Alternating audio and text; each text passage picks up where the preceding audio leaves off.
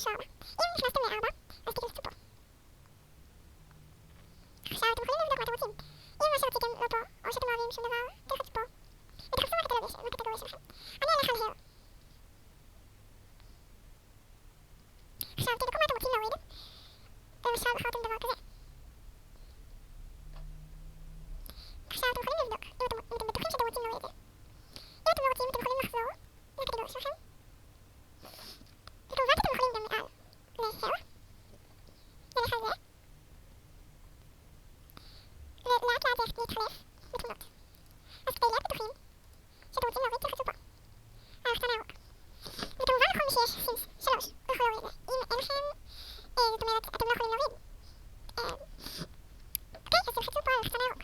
מדובר גם על אם שפרצתם אותו או כל מיני. עכשיו יהיה לכם דבר כזה, בגלל העבודה.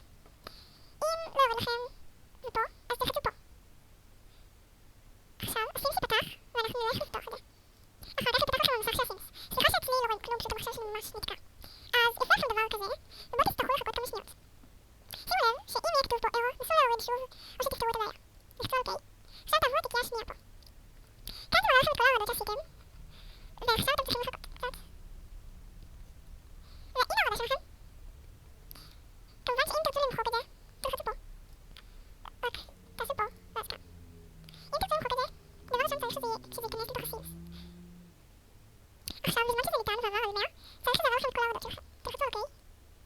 ואז השיער הורד. עכשיו אם תרצו למחוק אותו, תלחצו על delete. וזהו, השיער הורד לכם.